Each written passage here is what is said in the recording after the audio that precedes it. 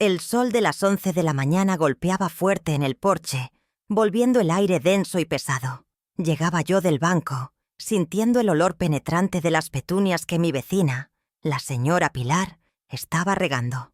Ella regaba así, pero sus ojos estaban fijos en mi puerta. Pilar siempre observaba. Esta vez, deseé que no lo hiciera, porque allí estaba Marcos, mi yerno, plantado en la entrada, bloqueando el acceso a mi propia casa. Tenía los brazos cruzados sobre esa camisa polo costosa que Sofía le compró con mi dinero.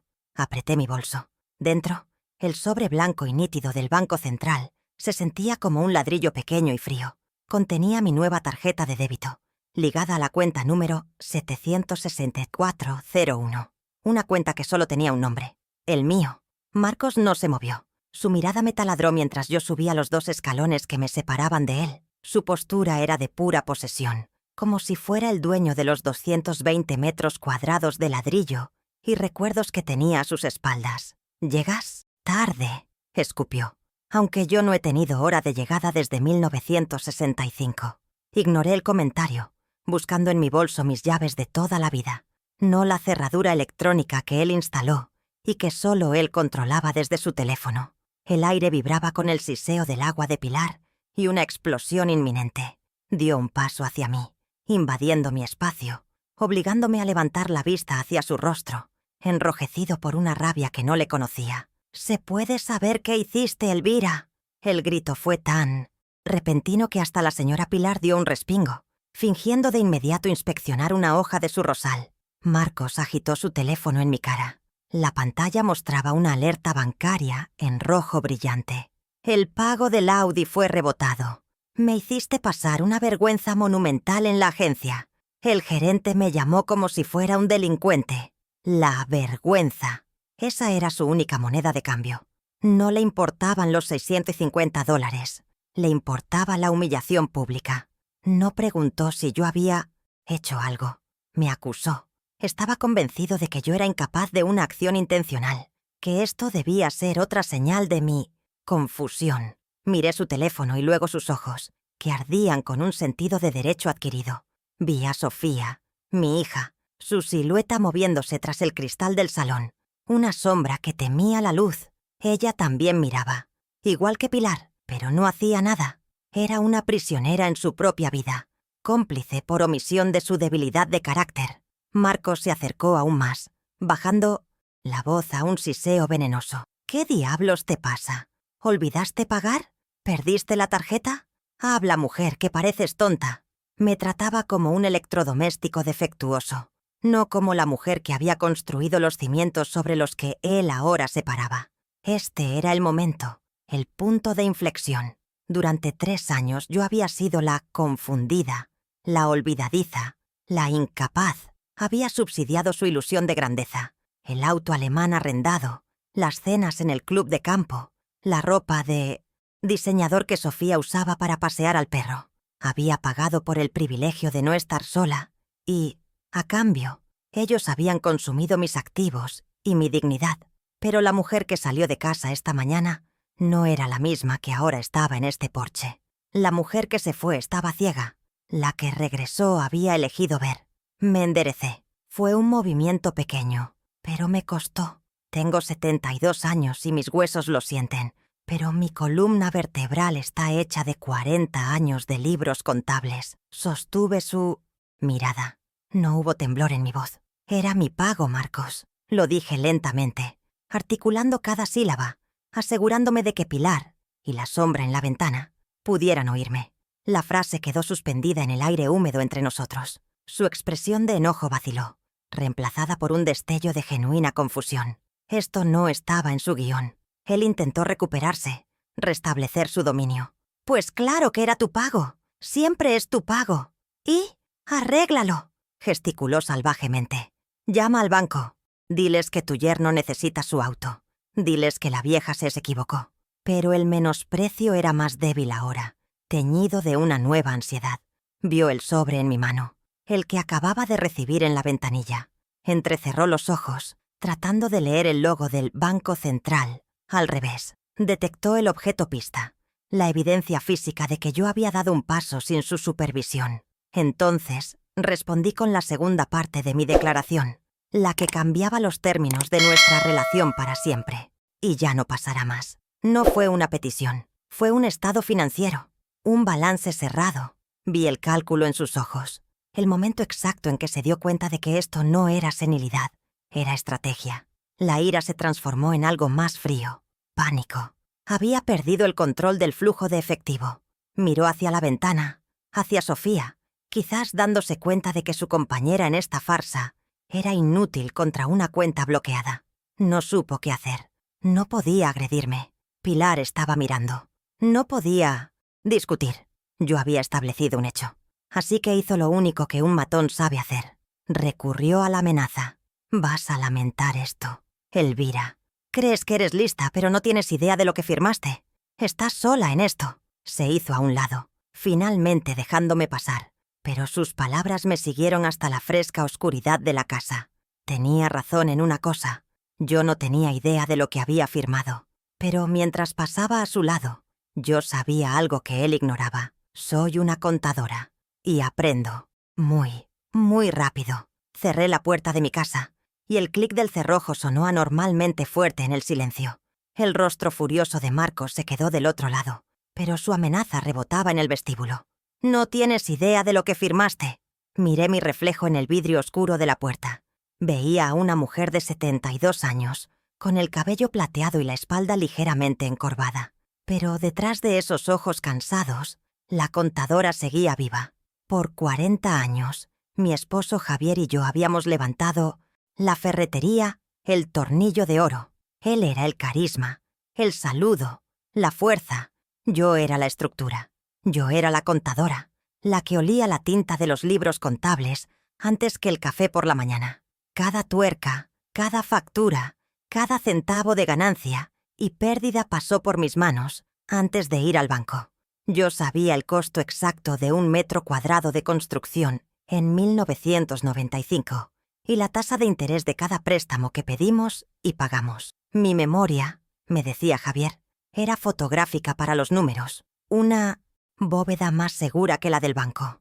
Mientras Marcos y Sofía se movían en el mundo de las finanzas modernas, pagos con el teléfono, créditos instantáneos y arrendamientos, lease que nunca se convertían en propiedad, yo venía del mundo real. Un mundo donde $80.000 no eran una cifra abstracta en una pantalla, sino el peso tangible de 20 años de ahorros extraordinarios, guardados en una cuenta de inversión que yo misma administraba.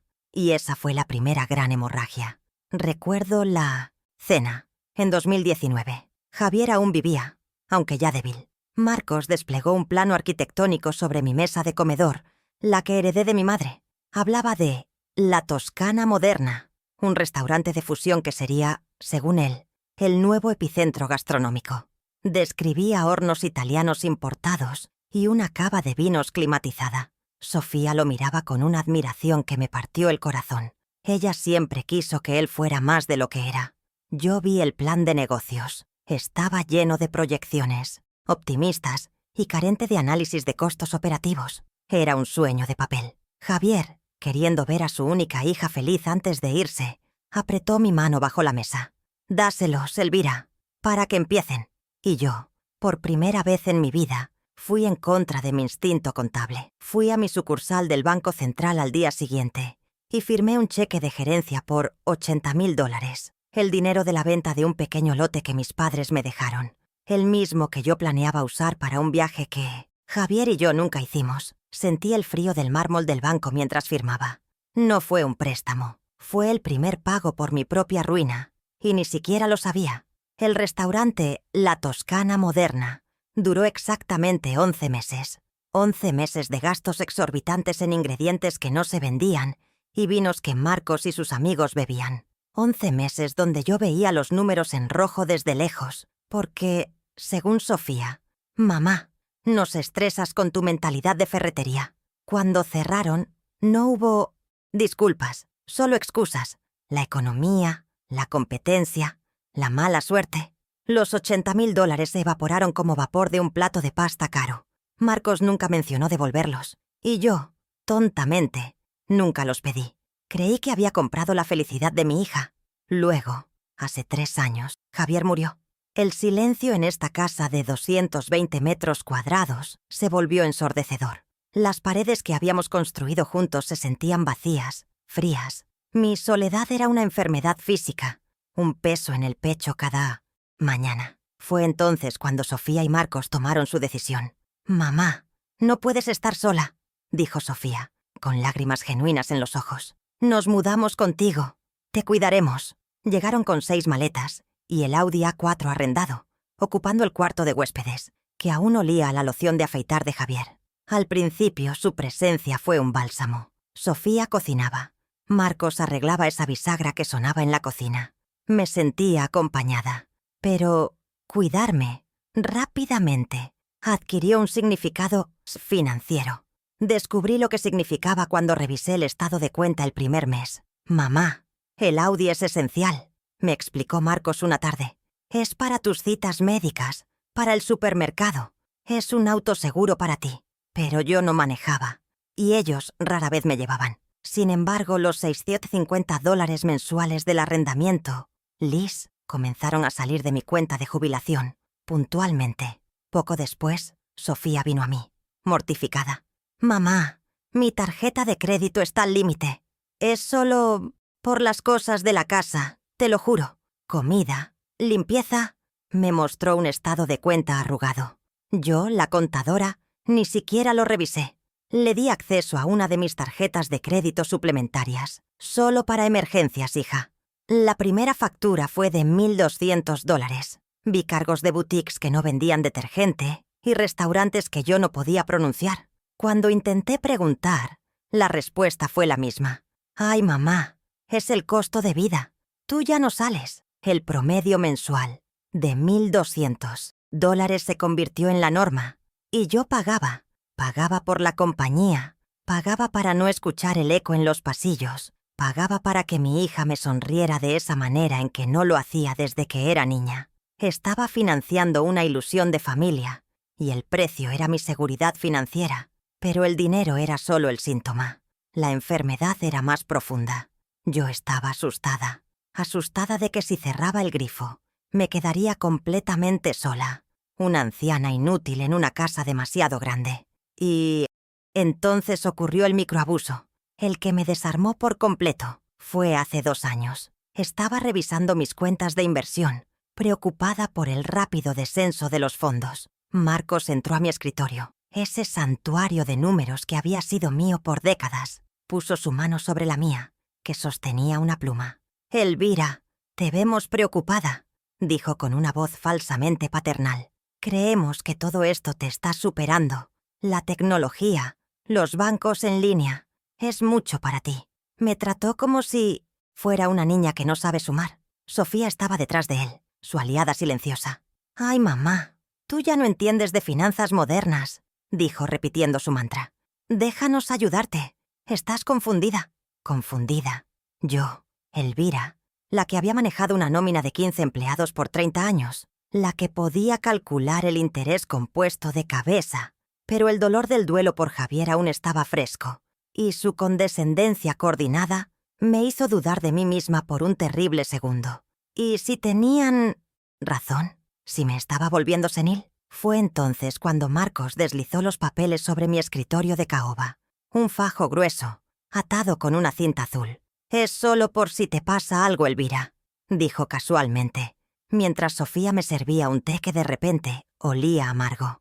«Un poder de administración, para que podamos pagar tus cuentas si te enfermas. Una formalidad». Firmé donde él señaló. Firmé porque en ese momento, la idea de que ellos se encargaran de todo me pareció un alivio. Firmé porque la alternativa, que mi propia hija me estuviera engañando, era demasiado monstruosa para contemplarla. No estaba confundida. Estaba ciega. Subí a mi despacho, el único cuarto que Marcos y Sofía no habían invadido, y cerré la puerta con llave. Mi corazón latía con un ritmo seco y controlado.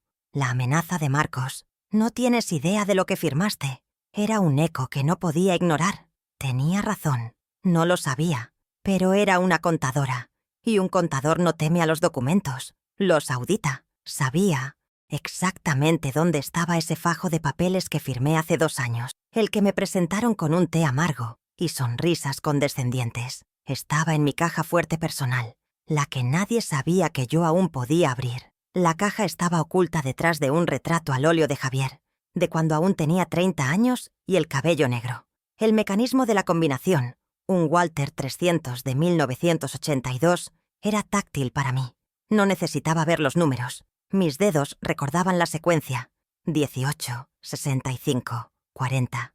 Años de nacimiento. Año de matrimonio. El metal giró con un quejido sordo, liberando el pestillo. El olor a papel viejo y a metal frío me golpeó. Adentro, junto a las escrituras originales de la casa y las acciones de la ferretería, estaba el fajo de papeles, aún atado con la cinta azul de la notaría.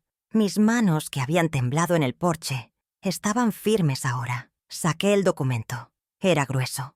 Más de 30 páginas. Mucho más que un simple poder de administración. Lo puse sobre mi escritorio de Municiones, caoba, bajo la luz verde de mi lámpara de banquero. La misma lámpara que usé para balancear los libros del Tornillo de Oro por 4 décadas. El silencio de la casa era total. Marcos y Sofía debían haber salido a lamentar la pérdida del Audi, o quizás a planear su próximo movimiento. No importaba. Ahora era mi turno de mover. Tomé mi teléfono y marqué un número de memoria. «Señor Benavides», dije cuando contestó. Benavides, de 65 años, había sido el gestor de nuestra ferretería por 20 años. Ahora era un notario respetado, un hombre de números y leyes, como yo. «Elvira, qué gusto», lo interrumpí. «Benito, necesito tus ojos, no tu cortesía. Estoy activando la videollamada. Tengo un documento que me hiciste el favor de revisar sin leer en su momento, por la prisa de mi yerno». Puse el teléfono en el atril y enfoqué la cámara sobre la primera página. «Ve a la cláusula 4B, por favor», le indiqué, pasando las hojas con precisión. El papel se sentía pesado, caro. Encontré la sección. Estaba redactada en esa jerga legal diseñada para confundir, no para aclarar.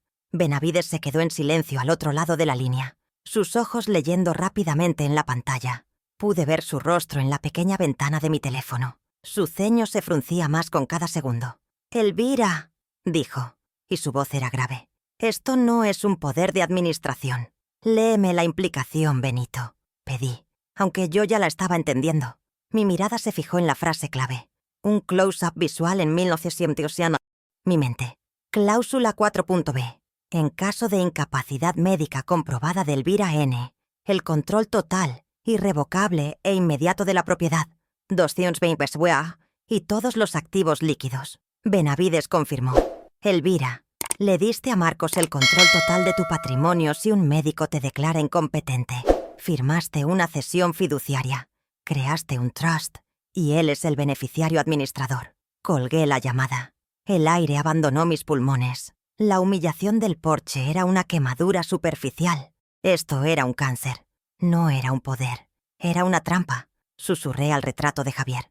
Una trampa legal y meticulosa. La amenaza de Marcos no era una bravuconada.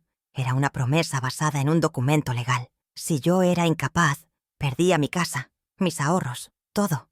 Mi soledad, mi duelo, habían sido las herramientas que usaron para despojarme. Una furia fría, precisa como un bisturí, reemplazó al miedo. La trampa estaba puesta, pero ¿cómo la estaban financiando? El trust era el cómo planeaban tomarlo todo, pero el qué estaban tomando ahora. La furia por el Audi rebotado me dio la pista. Mi visita al Banco Central esa mañana no fue solo para abrir la nueva cuenta 77401. Había ido preparada. Como excontadora, sabía que la información es poder. Había solicitado a la nueva gerente una auditoría completa de cada producto financiero vinculado a mi nombre o al RUTI de mi esposo. La gerente, una joven de 30 años con un traje impecable, me había mirado con esa lástima profesional que reservan para los ancianos. «Señora Elvira, eso puede tomar tiempo». «Tengo tiempo», le respondí. «Y tengo el RUT de la empresa importadora Javier S.A., que aunque inactiva, no está disuelta. Quiero ver cada movimiento desde hace 3 años». La joven obedeció, quizás por mi tono, O quizás porque se dio cuenta de que yo no era una abuela senil, sino una cliente que sabía qué preguntar.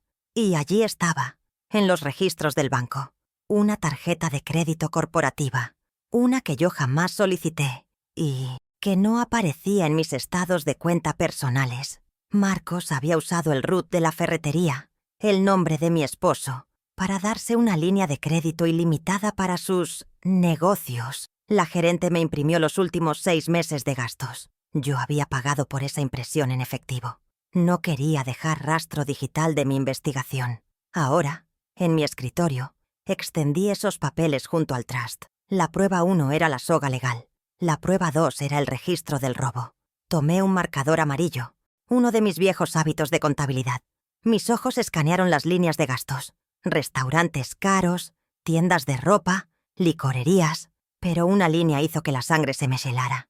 $4.500 USD en gastos de representación. El concepto era una burla. El lugar, Club de Golf Las Palmas. La fecha, 15 de octubre. Marcos no jugaba al golf. Odiaba el golf. Decía que era un deporte de viejos. Pero era el club más exclusivo de la ciudad. Un lugar donde él podía fingir ser el empresario exitoso que nunca fue. $4.500, murmuré. Era más de lo que Javier y yo gastamos en nuestras últimas vacaciones, hace 10 años, y lo había disfrazado como un gasto de una empresa muerta. Usaba el nombre de mi esposo muerto para pagar sus vicios, dije en voz alta a la habitación vacía.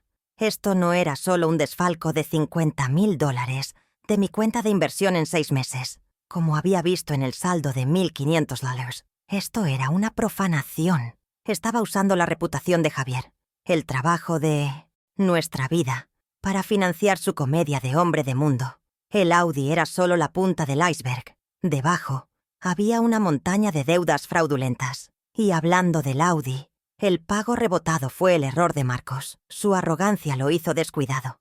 La factura del arrendamiento, Liz, llegaba siempre el día 10 de cada mes, pero yo nunca la veía. Sofía o Marcos siempre recogían el correo antes que yo. Pero mañana era miércoles, y el cartero siempre pasa a las 8:00 AM, antes de que ellos se levanten. Tenía que estar lista. La paciencia, me enseñó la contabilidad, es una virtud estratégica. Ese miércoles estuve despierta desde las 6. Me senté en el salón con una taza de té, fingiendo leer el periódico.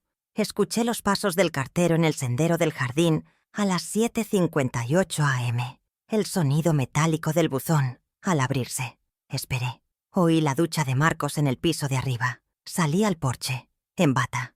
Allí estaba, el fajo de correspondencia. Y en medio, el sobre con el logo distintivo de la agencia de arrendamiento del Audi. Volví a mi escritorio. Usé el abrecartas de marfil de Javier, su filo delgado y frío. Deslicé el papel, la factura. Mis ojos fueron directamente al arrendatario. Y allí estaba, impreso en tinta negra. Arrendatario. Importadora Javier Sea. Dirección. Mi casa. A la atención de Marcos G. Había falsificado una firma, o había usado el poder que le di, para arrendar un auto de lujo a nombre de mi empresa fantasma. El auto ni siquiera era suyo. Era de mi empresa, me di cuenta. Los $650 mensuales no eran solo un gasto que yo cubría. Eran un fraude corporativo. Él estaba usando a la empresa para obtener el crédito, y luego me obligaba a mí, personalmente, a pagar la factura desde mis cuentas privadas. Doble contabilidad, doble robo. Guardé la factura. Esta era la prueba 3. Tenía la trampa legal, el trust, el fraude financiero, la tarjeta del golf y el fraude patrimonial, el Audi. Pero algo faltaba, la cláusula 4.b, la incapacidad médica. Marcos no era un hombre paciente. No iba a esperar a que yo me volviera senil naturalmente. La humillación del Audi rebotado, mi nueva actitud, lo habrían puesto nervioso. Él necesitaba acelerar el proceso. ¿Pero cómo? ¿Cómo planeaba exactamente que un médico me declarara incompetente? ¿Y tan rápido? La respuesta, temía, estaba en algún lugar de esta casa. La encontré el jueves por la noche. Jueves, 10 de noviembre. Yo había olvidado poner papel en la impresora de mi estudio, la que ellos usaban para imprimir sus entradas a eventos y confirmaciones de reservas. Estaba en la cocina, fingiendo dormir frente al televisor, cuando escuché a Marcos en el estudio, alrededor de las 9:15 p.m. Oí el zumbido de la impresora intentando agarrar una hoja que no estaba. Lo oí maldecir. «¡Basura inútil!», gritó. Luego el sonido de sus pasos pesados alejándose, frustrado, probablemente yendo a su habitación. Esperé hasta la medianoche. La casa estaba en silencio absoluto. Fui al estudio. La pequeña pantalla LCD de la impresora parpadeaba. Error, sin papel. Pero el documento seguía en la memoria. Abrí el cajón de mi escritorio. Saqué una sola hoja de papel bond de alta calidad, el que usaba para los balances finales, y la deslicé en la bandeja. Apreté el botón de continuar. La máquina cobró vida. Un zumbido suave en la oscuridad. Agarró el papel y lo escupió lentamente. La tinta aún fresca. El papel tibio al tacto. Lo que vi me heló los huesos, pero no me sorprendió.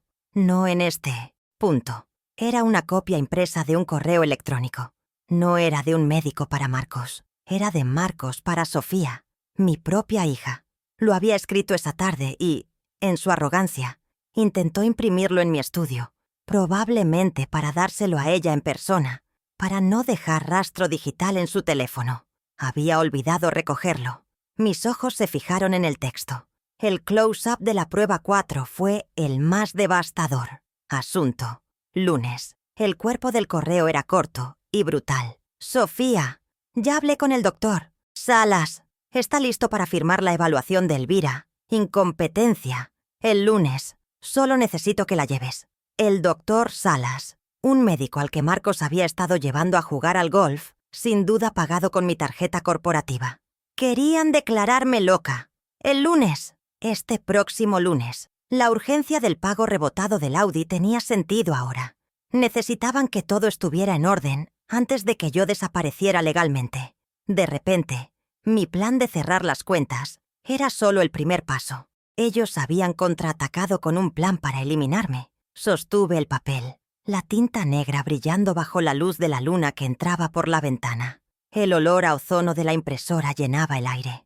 Tenía las 4 pruebas: el trust, el extracto del golf, la factura del Audi y el plan de incompetencia.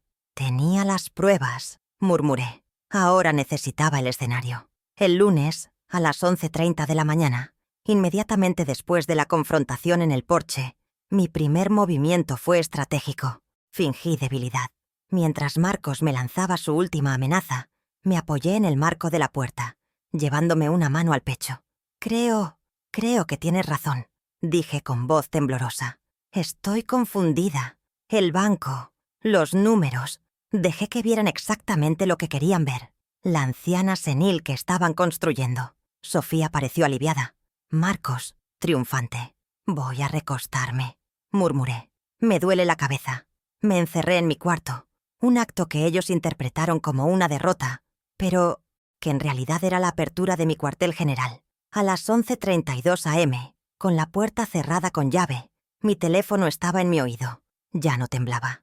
«Benito», dije sin preámbulos, cuando el señor Benavides contestó. «Soy Elvira. Necesito una consulta legal urgente, pero no oficial. Necesito una estrategia, no un litigio. Ahora». Mi voz era la misma que usaba para cerrar las cuentas de fin de año. Le expliqué la escena del porche y mis sospechas sobre el documento que firmé. Tengo el documento en mis manos, Benito, y creo que mi yerno planea usarlo. Concertamos una videollamada para esa misma tarde, después de mi próxima diligencia. El primer aliado estaba activado. Mi plan requería capital líquido y discreción. El dinero en la cuenta mancomunada era el combustible de ellos. Cortar ese combustible era el primer torniquete. Fingí dormir hasta las 3:00 p.m. Cuando salí, Marcos y Sofía estaban en la sala de estar, viendo televisión en un volumen altísimo, celebrando su aparente victoria. «Voy a la farmacia», anuncié. «Necesito algo para la migraña». No me prestaron atención. No fui a la farmacia. Tomé un taxi, pagado en efectivo, directamente a la sucursal principal del Banco Central, donde sabía que la gerente que había conocido esa mañana estaría terminando su jornada. Eran las 4:00 p.m. de ese mismo lunes, la visita secreta al banco. Entré por la puerta lateral, evitando el vestíbulo principal. La gerente, la señorita Ramírez, me recibió en su oficina de cristal. «Señora Elvira». Qué sorpresa verla de nuevo. «Señorita Ramírez», dije sentándome derecha. «Quiero ejecutar la acción que discutimos. Quiero cerrar la cuenta mancomunada número 60112 y transferir el 100% de mis fondos restantes a la nueva cuenta que abrí esta mañana, la 77401». Su rostro permaneció impasible, pero sus dedos volaron sobre el teclado. El poder que Marcos creía tener solo se activaba con mi incapacidad. Mientras estuviera lúcida, el dinero seguía siendo mío. El proceso tomó 20 minutos. 20 minutos de un silencio tenso, solo roto por el tecleo. Vi en su pantalla cómo los fondos se movían. El saldo de la cuenta 60112, la que Marcos y Sofía usaban como su cajero personal, cayó a 0.0. La gerente me entregó mi nueva tarjeta de débito para la cuenta 76401, la misma que había escondido en mi bolso esa mañana. «Está activa, señora Elvira. La otra cuenta queda inutilizada». Fue una victoria silenciosa, quirúrgica. El primer frente de batalla, el financiero, estaba asegurado. Marcos solo no podría pagar el Audi. No podría pagar ni un café. Pero mi visita no había terminado. «Ahora», continué, guardando la tarjeta, «necesito el segundo favor que le pedí. Los estados de cuenta de importadora Javier Sea». Ella asintió, abriendo otro sistema. «Como le mencioné, encontramos una tarjeta corporativa vinculada al RUT de la empresa».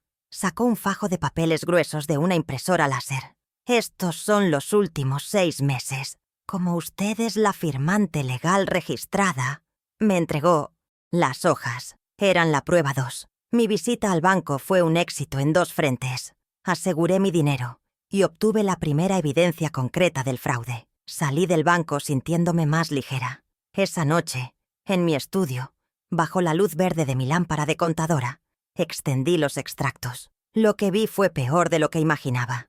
No era solo el gasto del club de golf de $4.500. Eran cenas de $500, compras en boutiques de lujo, retiros de efectivo en cajeros automáticos de casinos. Habían gastado más de $50.000 de mi cuenta de inversión en los últimos 6 meses, y esto era además de los gastos de la tarjeta corporativa. Estaban quemando mi patrimonio por ambos lados. Mi furia era fría, calculadora. Cada línea de gasto era un clavo en el ataúd que ellos mismos estaban construyendo. El martes fue un día de silencio y observación. Marcos estaba furioso. Lo escuché gritando por teléfono, presumiblemente a la agencia del Audi o al banco. «Debe ser un error del sistema». Le oí gritar a Sofía. «Esa vieja no es tan lista». Yo permanecí en mi papel. «No entiendo, querido», le dije en el desayuno. «¿Será que el banco se equivocó? Deberías ir a ver». Mi falsa confusión era mi escudo. Mientras él corría de un lado a otro, frustrado por muros burocráticos que yo había levantado, yo estaba preparando el siguiente paso. La paciencia es el arma principal de un auditor. Llegó el miércoles, 8:00 am. El paso 3, interceptar el correo. Estuve despierta desde las 7:00, sentada en la cocina, con una taza de té. Escuché la ducha de Marcos encenderse en el segundo piso, a las 7:55. El cartero, puntual como un reloj, pasó a las 8:02. El sonido del metal del buzón. Esperé 30 segundos. Salí al porche en bata. Recogí el fajo de cartas y me encerré de nuevo en mi estudio. Allí estaba, el sobre de Audi Financial Services. Lo abrí con el abrecartas de marfil de Javier. La prueba 3. No solo la leí, la documenté. Usé la aplicación de escáner de mi teléfono, convirtiendo la factura en un PDF nítido. Arrendatario. Importadora Javier Sea. El fraude era explícito. Guardé el archivo en una carpeta segura en la nube, a la que solo yo tenía acceso. Luego tomé el original y lo coloqué con los extractos del banco. El auto ni siquiera estaba a su nombre. Estaba a nombre de la compañía de mi difunto esposo. La arrogancia de usar el nombre de Javier para su vanidad me revolvió el estómago. ¿Creían que había olvidado cómo dirigir una empresa? El siguiente movimiento era neutralizar el Audi. No llamé para cancelarlo. Eso habría sido prematuro y habría alertado a Marcos. En lugar de eso, llamé al departamento de fraude de Audi Financial Services. «Buenos días», dije con mi voz más profesional de contadora. «Hablo como propietaria de Importadora Javier Sea. Estoy realizando una auditoría interna y tengo razones para creer que el arrendamiento del vehículo con placa XY fue autorizado de manera fraudulenta por un empleado sin firma, el señor Marcos G. Necesito una copia del contrato original de arrendamiento y el historial completo de la cuenta». La agente del otro lado de la línea cambió inmediatamente su tono. «El fraude es una palabra mágica en el mundo corporativo. Por supuesto, señora Elvira. Se lo envío de inmediato al correo electrónico registrado de la empresa. Correo que, por supuesto, yo había reactivado la semana pasada sin que nadie lo supiera. En 10 minutos tenía el contrato completo. La firma de Marcos estaba allí, pero estaba malversando los fondos de la empresa para pagarlo. Ahora tenía el contrato del Audi, no solo la factura. La evidencia se estaba volviendo irrefutable. Mientras tanto, Marcos y Sofía estaban cada vez más desesperados. Sin acceso a mi cuenta mancomunada, sus vidas de lujo se detuvieron abruptamente.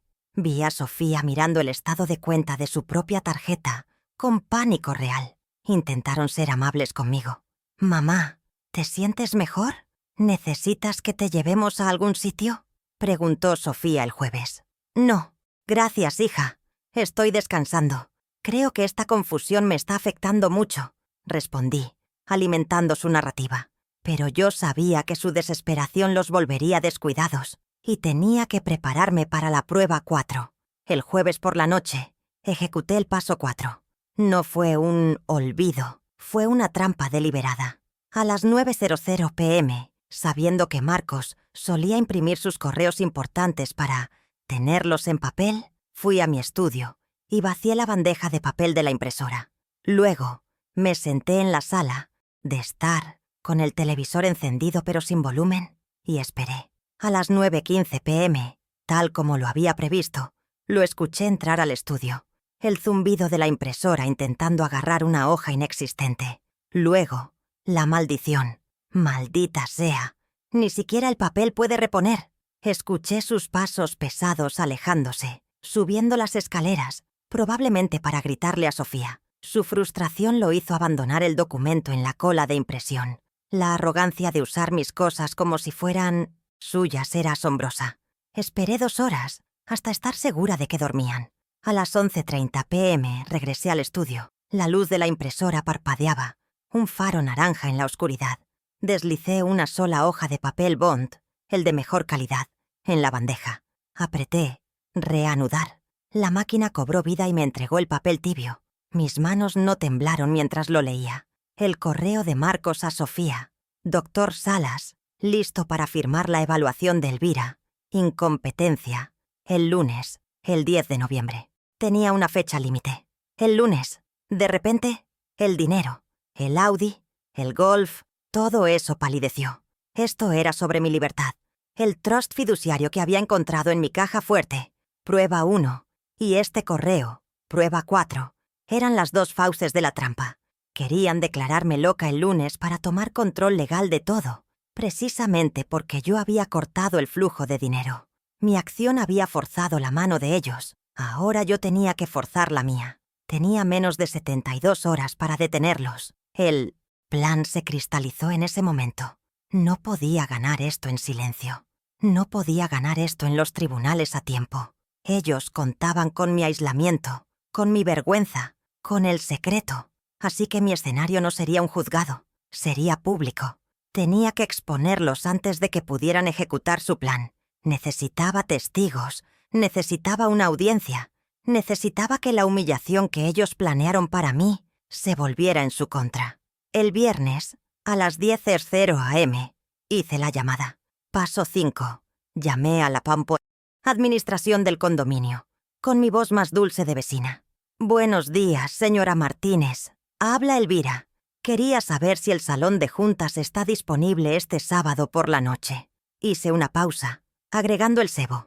«Quiero hacer un anuncio familiar importante. Poner algunos asuntos en orden, ya sabe. A mi edad, Dejé que ella llenara los espacios en blanco. «Claro, doña Elvira. ¿A las 7 p.m. está bien?», dijo ella, su voz llena de esa curiosidad que se convierte en chisme rápidamente. «Perfecto. Sábado, 7 p.m., confirmé. Colgué el teléfono. El escenario estaba reservado. Era público, pero controlado.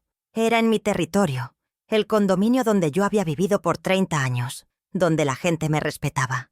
Ahora necesitaba asegurar la audiencia. Pasé el resto del viernes en mi escritorio. No estaba preparando una defensa.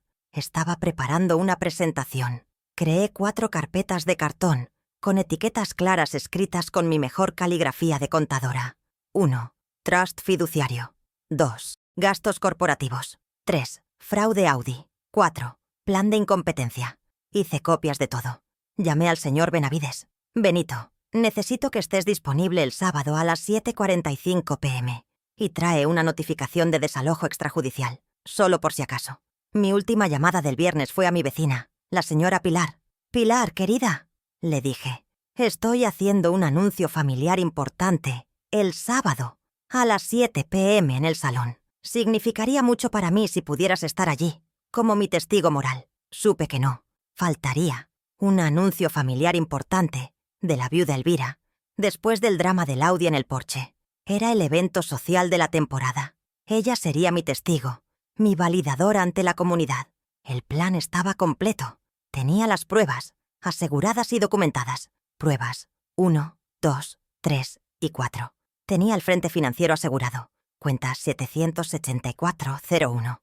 Tenía el consejo legal listo, Benavides. Y tenía el escenario, salón de juntas, y la audiencia, Pilar, y por supuesto, los antagonistas. Miré las 4 carpetas alineadas en mi escritorio. Eran mi ejército. Marcos y Sofía creían que estaban lidiando con una anciana confundida que llegaría desarmada el lunes a la consulta del doctor Salas. No sabían que la contadora los llevaría a una auditoría final el sábado por la noche. La fase 2 empezaba, me dije.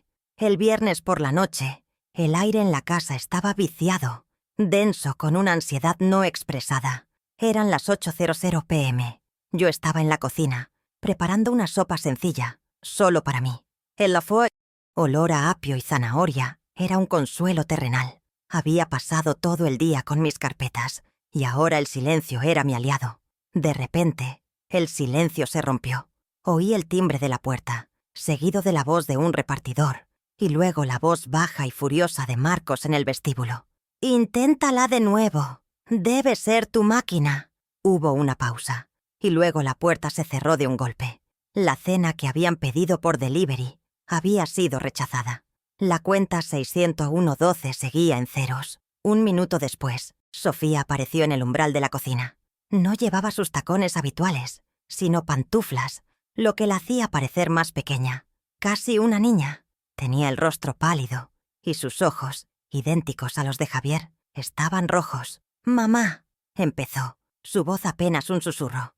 «¿Qué pasa, Sofía?», pregunté, sin dejar de remover la sopa. El sonido de la cuchara de madera contra el fondo de la olla era lo único que se oía. Ella se retorció las manos, un gesto que no le veía desde que rompió el jarrón, favorito de su abuela a los 10 años. «Mamá, la tarjeta de la comida no pasó. Ni la mía, ni la de Marcos». Mantuve mi mirada en la olla. «¡Qué extraño!», dije con calma. «La mía funcionó perfectamente esta tarde en el supermercado. Compré este pollo». Señalé con la barbilla la nevera. Sofía dio un paso más adentro de la cocina. El olor a perfume caro que siempre la envolvía estaba ausente. Hoy olía a miedo. «Mamá, por favor. Marcos está furioso. Solo necesitamos algo de efectivo. O tu tarjeta, para la comida. Te lo juro». La manipulación era tan burda, tan desesperada. Ya no era la hija cómplice, era la mendiga.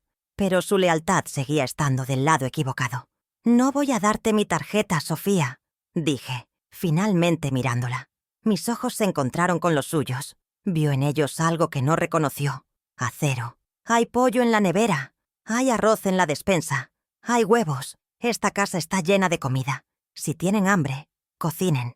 Esta declaración simple fue, para ella, como un terremoto. La idea de cocinar su propia comida, En lugar de pedirla a la Toscana moderna, que ya no existía, o a su equivalente, era un insulto a su estilo de vida. ¿Cocinar?, repitió, como si yo hubiera dicho una obscenidad. Fue entonces cuando Marcos irrumpió. Había estado escuchando, por supuesto. ¿Cocinar?, gritó, su rostro congestionado de rabia. Se supone que tú nos cuidas. No somos tus sirvientes. Se plantó entre Sofía y yo, un muro de arrogancia e indignación. Nos estás matando de hambre, Elvira. Esto es abuso de ancianos al revés. Estás obligada a mantenernos. La ironía de su acusación era tan absurda que casi me río. Yo, la contadora, acusada de mala gestión por el hombre que quemó $80,000 en un restaurante fallido y gastó 4.500 en golf. Dejé la cuchara de madera sobre el escurridor. Me sequé las manos en mi delantal. «Marcos», dije, y mi voz era tan fría que pareció bajar la temperatura de la cocina. «Tú no eres mi responsabilidad. Eres un hombre de 48 años. Mi única obligación es con la memoria de mi esposo y la integridad de esta casa. Y ambos han sido violados por ti». Fue la primera vez que lo acusaba directamente, cara a cara, sin el escudo de mi confusión. La dinámica cambió en ese instante. El velo se había caído. Sofía soltó un sollozo. «Mamá, no digas eso». Pero Marcos dio un paso hacia mí, su dedo índice apuntando a mi cara. Estaba a centímetros de tocarme. «Tú no sabes con quién te metes, vieja estúpida. Firmaste los papeles. Esta casa es mía. El lunes todo esto será mío legalmente. Y tú estarás en un asilo comiendo sopa de verdad». La amenaza estaba al aire libre. La incapacidad médica, el doctor Salas, el trust, lo admitió todo. Allí, en mi cocina. Y esa fue mi pequeña victoria. No retrocedí, no parpadeé. Sostuve su mirada de odio con mi serenidad de auditora. «No te debo nada, Marcos», repetí, mi voz baja y firme. «La comida está en la nevera. Si no te gusta, la puerta es ancha. Te sugiero que comas algo. Necesitarás fuerzas para mañana». Esta calma, esta falta de miedo, lo desconcertó más que cualquier grito. Él esperaba lágrimas, ruegos, sumisión. Le di indiferencia y un ultimátum. Él me miró fijamente, buscando una grieta en mi armadura. No la encontró. Pude ver el cálculo en sus ojos. No podía golpearme. Sofía era testigo. No podía obligarme a darle la tarjeta. Estaba escondida. Había perdido este enfrentamiento. «Vas a pagar por esto», siseó. Pero la amenaza sonaba, hueca ahora, una repetición de su actuación en el porche, pero sin la convicción. Agarró a Sofía del brazo bruscamente. «Vámonos. No vamos a comer la comida de esta bruja». Salieron de la cocina. Sofía miró hacia atrás por un segundo, su rostro una máscara de terror y súplica, pero se fue con él. La puerta de su habitación se cerró de un portazo en el piso de arriba. La casa quedó en silencio otra vez, pero era un silencio diferente. Ya no era una casa ocupada, era una casa dividida en 1100 vísperas de una batalla. El reverso intermediario había ocurrido. Había ganado una escaramuza, pero la guerra seguía programada para el lunes. Me volví hacia mi sopa. El vapor se había disipado un poco.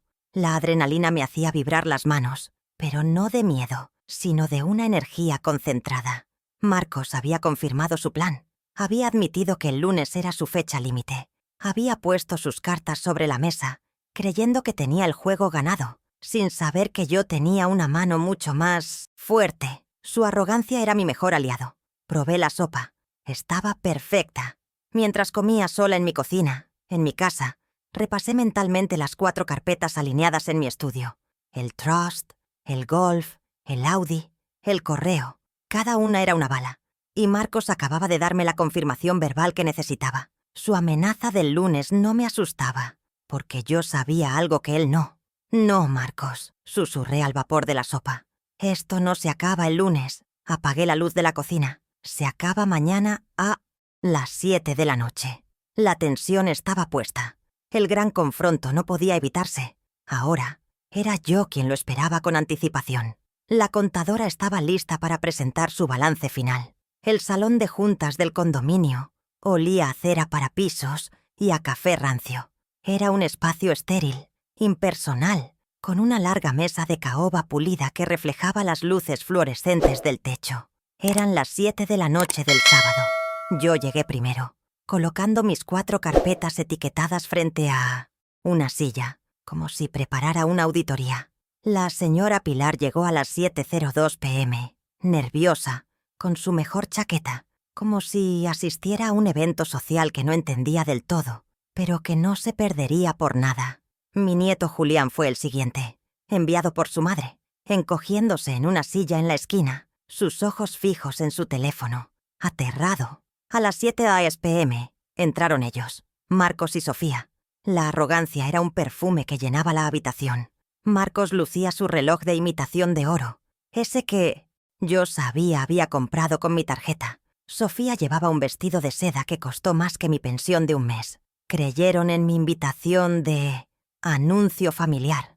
Probablemente pensaron que, tras mi rabieta del viernes en la cocina y la humillación del Audi rebotado, yo venía a rendirme, a suplicar, a devolverles el control de las cuentas antes de mi supuesta evaluación psiquiátrica del lunes. Sus sonrisas eran condescendientes. «Bueno, Elvira», dijo Marcos, sentándose y echándose hacia atrás, ocupando espacio. «¿Para qué es este circo? Sofía y yo tenemos planes para cenar. Espero que esto sea rápido. Y espero que sea una disculpa». Sofía se acomodó a su lado, retocando su lápiz labial en un pequeño espejo, evitando mi mirada y la de la señora Pilar. Estaban listos para recibir mi capitulación. Dejé que el silencio se asentara por un momento, un respiro frío antes del primer corte. Julián se hizo aún más pequeño en su rincón. Me puse de pie lentamente, no por debilidad, sino por solemnidad. «Gracias por venir», comencé, mi voz tranquila, resonando en la acústica muerta de la sala. Miré a cada uno de ellos, terminando en señora Pilar. «Llamé a esta reunión porque, como algunos de ustedes saben, estoy poniendo mis asuntos en orden». Hice una pausa, recogiendo el peso de la siguiente frase. Luego, mis ojos se clavaron en Marcos y Sofía, inmóviles, y quería hacerlo antes de que me declaren incompetente el lunes. El efecto fue inmediato y devastador. La sangre desapareció del rostro de Sofía. Palideció tanto que su maquillaje parecía una máscara de porcelana agrietada. Su mano voló a su garganta, ahogando un jadeo. Marcos se tensó, su cuerpo proyectándose hacia adelante en la silla, la sonrisa condescendiente congelada y rota. La palabra incompetente y la fecha lunes no eran coincidencias, eran mi declaración de guerra. La señora Pilar me miró con los ojos muy abiertos, su intuición de vecina confirmando que esto era mucho más oscuro que una simple disputa de dinero. Marcos fue el primero en recuperarse, recurriendo a su única defensa, el ataque. «¿Pero de qué demonios hablas, Elvira?», exclamó golpeando la mesa, aunque con menos fuerza de la que pretendía. Trató de reír, una tos seca y nerviosa. Miró a señora Pilar, buscando una aliada en su narrativa. «Ya ven, se los dije. Está confundida. Desvaría. El lunes la íbamos a llevar al médico para...». Se detuvo, dándose cuenta de que acababa de confirmar la fecha. Su intento de gaslighting se estrelló contra el muro de mi serenidad. «No estoy confundida, Marcos», dije, mi voz cortando la suya. «Estoy auditando». Colocó mis manos sobre la primera carpeta y la abrí con un movimiento deliberado. El sonido del cartón deslizándose sobre la caoba fue el único ruido. Carpeta 1. Trust fiduciario. Deslicé una copia del documento a través de la mesa hacia él. El mismo fajo de papeles que me había hecho firmar hace 2 años. «Empecemos con esto. El documento que me trajiste el día después del funeral de Javier, cuando yo apenas podía recordar mi propio nombre». Sofía soltó un sollozo ahogado. «Mamá, tú me dijiste, Marcos», continué, implacable, «que era un simple poder de administración, una formalidad, por si me pasaba algo». Sostuve su mirada. Él no podía apartarla. «Pero mi abogado no opina lo mismo». Llamé al señor Benavides, el antiguo gestor de Javier, el hombre que conoce cada centavo que ganamos. El nombre de Benavides añadió una capa de autoridad legal que Marcos no esperaba. La trampa se estaba cerrando. «Me hiciste firmar una cesión fiduciaria de mi casa», declaré. No fue una acusación, fue un hecho. Miré a señora Pilar, que estaba visiblemente horrorizada. Un trust, Pilar. Un documento legal que dice que, en el momento en que un médico firme un papel diciendo que estoy incapacita, mi casa, mis ahorros, mis 220 metros cuadrados, pasan a ser controlados totalmente por él. Señalé a Marcos. No era un poder para cuidarme. Era una trampa para robarme. Marcos intentó hablar, pero yo ya estaba abriendo la segunda carpeta. Pero la casa era solo el premio final, ¿verdad? Mientras tanto, había que financiar tu estilo de vida. Abrí la carpeta 2, gastos corporativos. Saqué el extracto bancario de la tarjeta corporativa fantasma, con mis resaltados amarillos brillando bajo la luz fluorescente. Tuviste la audacia, la falta de respeto, de usar el RUTI de la empresa de mi difunto esposo, Importadora Javier S.A., para tus vicios. Deslicé el extracto esta vez hacia señora Pilar. Ella merecía ver la prueba. Y usaste la empresa de mi difunto esposo para gastar $4.500 en el club de golf Las Palmas solo este mes. La fecha, 15 de octubre, estaba circulada en rojo. Gastos de representación, lo llamaste. Dime, Marcos, ¿qué representabas exactamente? ¿A un muerto? ¿O estabas pagando tus deudas de juego? Señora Pilar ahogó un grito, una mano en su pecho. Dios mío, Elvira, el nombre de Javier. Marcos se puso de pie de un salto, su silla chirriando, hacia atrás. Eran gastos de negocios, vieja entrometida. Tú no entiendes de negocios. Su voz era aguda, desesperada. ¿Negocios, Marcos?, respondí, sin levantar la voz. ¿Negocios? ¿O era el pago para tu cómplice? ¿El doctor Salas también juega al golf? ¿Es caro su hándicap? El golpe aterrizó. Sofía dejó escapar un sonido. Un no, que murió en sus labios. El rostro de Marcos pasó del rojo al blanco ceniciento. No esperaba que yo supiera el nombre. Había conectado el golf con el médico. Tú no sabes nada, tartamudeó. Oh, sé mucho más. Abrí la tercera carpeta. Carpeta 3. Fraude Audi. Saqué el contrato de arrendamiento que había obtenido de la financiera. Sé, por ejemplo, del Audi A4 que manejas. El mismo auto que te causó tanta vergüenza el lunes, cuando mi pago rebotó. Dejé que recordara su humillación pública, la que él mismo me infligió. Resulta que ese auto también lo paga la ferretería. Deslicé el contrato de arrendamiento sobre la mesa. Un arrendamiento fraudulento, firmado por ti, a nombre de la empresa de Javier, usando su reputación crediticia para financiar tu vanidad y luego obligándome a mí, Elvira, a pagar la factura mensual desde mis cuentas personales. Doble robo. Mi nieto Julián, que había estado en silencio absoluto, levantó la cabeza por primera vez. Su voz era pequeña, pero clara en la habitación tensa. «Papá, ¿es eso cierto? ¿El auto de la abuela?» Marcos se giró hacia él, su rostro contorsionado por la rabia. «Cállate, Julián. Esto no es asunto tuyo. Es cosa de adultos». El desprecio con el que trató a su propio hijo rompió la última barrera de mi paciencia. «Es asunto de todos», dije, mi voz sonando como el acero.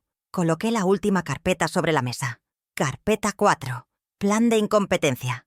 Es asunto de todos cuando el plan es robarle su casa, su dinero y su libertad a una viuda de 72 años. No deslicé este papel.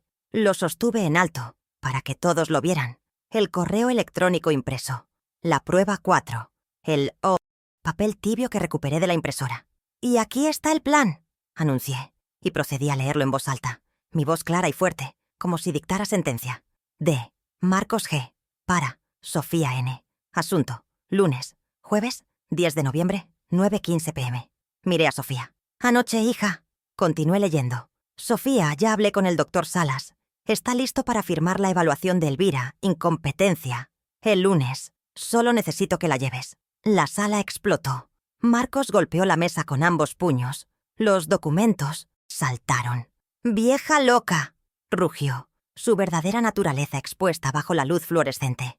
«¿Registraste mis cosas? Nos debes eso y más, por todo lo que hemos tenido que aguantar, por tu soledad». Sofía se derrumbó, su rostro entre sus manos, sus sollozos ahora fuertes y desesperados. «Mamá, yo no quería. Él me obligó. Mamá, perdóname».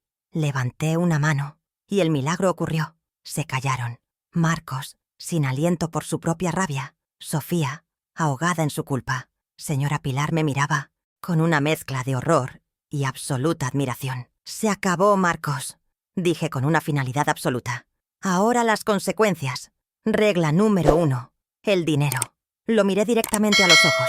«Mis cuentas mancomunadas están cerradas desde el lunes. Y la tarjeta corporativa de Importadora Javier S.A. fue reportada como fraude esta misma mañana al banco y a las autoridades fiscales. La investigación ya está en curso. Consecuencia número 2. El auto». Miré hacia la ventana del salón, que daba a la entrada del condominio. «La empresa Importadora Javier S.A., que es 100% mía, reportó el Audi A4 como vehículo robado a la agencia de arrendamiento esta tarde. Adjunté el contrato fraudulento y tu firma no autorizada». Marcos palideció aún más, si eso era posible. «¡No te atreviste!». La grúa no debería tardar. Y justo en ese momento, como si yo fuera la directora de esta orquesta macabra, un sonido agudo y rítmico rompió la noche. Bip, bip, bip. Las luces intermitentes azules y amarillas de una grúa transportadora iluminaron la habitación, barriendo las paredes y los rostros horrorizados de Marcos y Sofía. Marcos corrió a la ventana. «No, mi auto. No pueden hacer esto. Y consecuencia número 3, la casa». Me puse de pie en toda mi altura. En ese preciso instante, la puerta del salón de juntas se abrió. El señor Benavides entró, impecable en su traje oscuro, con 65 años de dignidad y ley en su rostro, sosteniendo una carpeta timbrada. Se paró a mi lado. «Marcos, Sofía, tienen 24 horas para desalojar mi casa». El señor Benavides dio un paso al frente, con la autoridad de un notario público, y colocó la notificación extrajudicial sobre la mesa, justo encima de las ruinas del plan de Marcos. «El plazo expira mañana, domingo, a las 7 p.m. El juego había terminado. Jaque mate. El domingo a las 6:45 p.m. yo estaba sentada en el porche, en la misma silla donde Pilar observaba la vida. Esta vez, yo era la observadora. El camión de la mudanza, uno pequeño y abollado que Marcos debió contratar con sus últimas monedas, ya se había ido. Ahora, con 15 minutos de sobra, antes de que expirara el plazo de 24 horas, salieron. Sofía, con el rostro hinchado y sin maquillaje, arrastraba una maleta de diseñador, ahora rayada por el apuro.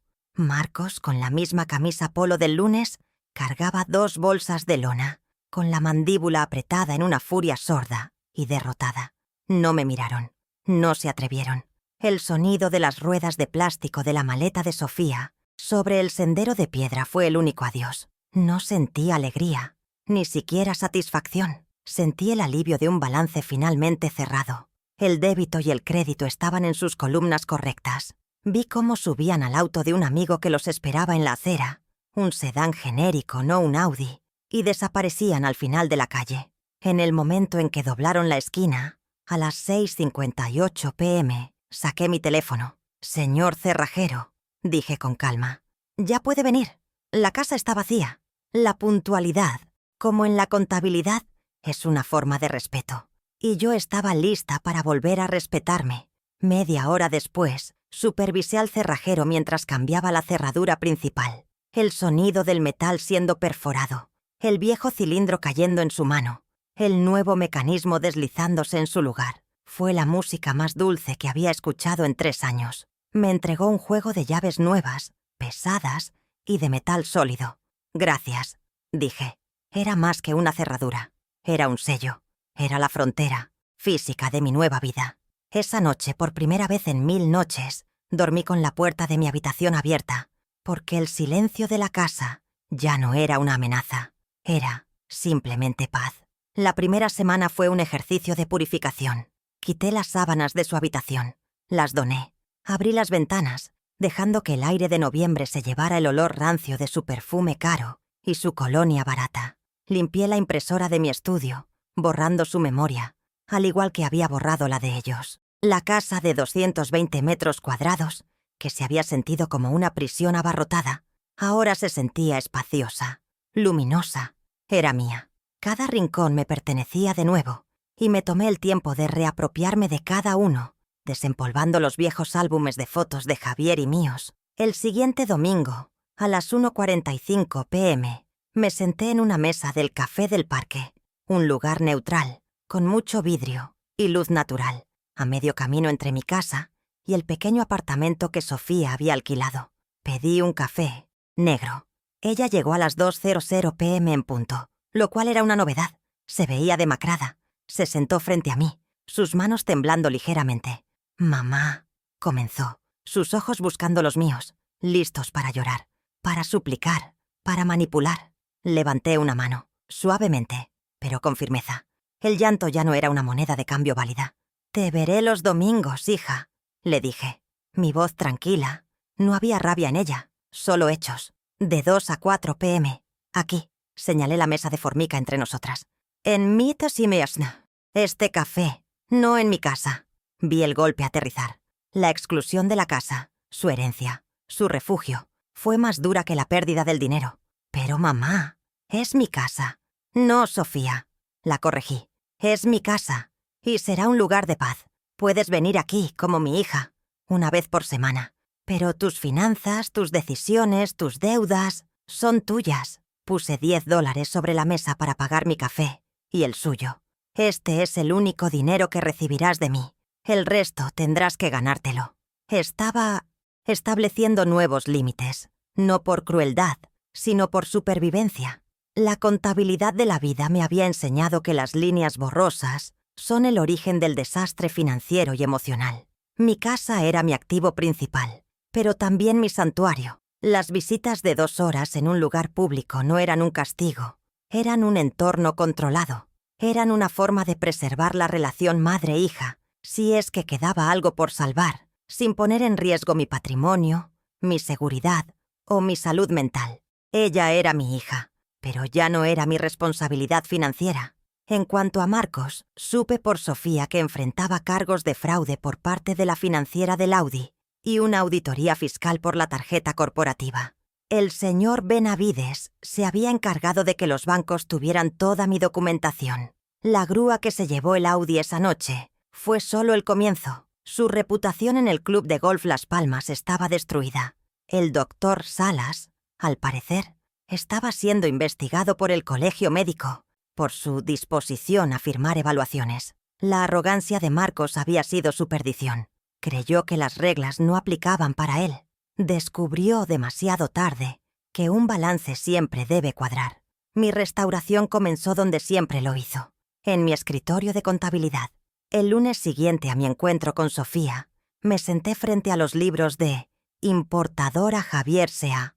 por última vez. No eran solo papeles, eran la historia de mi vida con Javier. 40 años de trabajo duro, honestidad y números limpios. Estaba preparando la disolución final de la empresa, cerrando legalmente el nombre que Marcos había intentado profanar. Era un acto de limpieza final, un requiem por la ferretería y un cierre de capítulo. Estaba sumida en la columna de activos, conciliando el último centavo, cuando un movimiento me hizo levantar la vista. Mi nieto Julián, de 16 años, estaba en la puerta de mi estudio.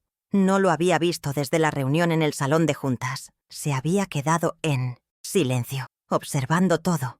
Un testigo mudo de la implosión de su familia. Ahora estaba aquí, solo, por voluntad propia. Había tocado suavemente. «Abuela», dijo, su voz aún cambiando, pero sus ojos claros y serios. Se acercó a la mesa, mirando la hoja de cálculo que yo estaba escribiendo a mano. Vio las columnas, los números precisos, la caligrafía clara. No me miró con la lástima de Sofía ni con el desdén de Marcos. Me miró con algo que no había visto en mucho tiempo. Curiosidad y respeto. «Eso, lo que estás haciendo», dijo señalando el libro mayor. «Eso es lo que hacías en la ferretería, ¿verdad?». Asentí dejando mi lápiz. «Sí, Julián, esto es una conciliación». Él tragó saliva, reuniendo valor. «¿Abuela? ¿Me enseñas a hacer eso?». Hizo una pausa, como si temiera mi respuesta. «Los números. No cómo gastarlos. ¿Cómo funcionan?». En esa pregunta vi la bifurcación del camino. Vi el legado de Sofía, que veía el dinero como un derecho mágico, y el potencial legado de Julián, que lo veía como un sistema que se podía entender, que se debía controlar. Vi la oportunidad de pasar mi verdadero conocimiento, no mis ahorros. No dije nada, solo lo miré. Y por primera vez en años, una sonrisa genuina, no cansada, se dibujó en mi rostro. Era la contadora, pero también era la abuela. Era la restauradora de mi propia dinastía. Alargué la mano, no para darle dinero, no para darle una tarjeta. Agarré el lápiz que acababa de dejar, uno amarillo, con la punta afilada. El mismo tipo que usé durante 40 años. Se lo ofrecí, con la punta hacia él. «Empieza por sumar esta columna», le dije. Julián tomó el lápiz. El peso de ese simple acto se sintió monumental. No estaba solo cerrando una empresa, estaba abriendo una nueva.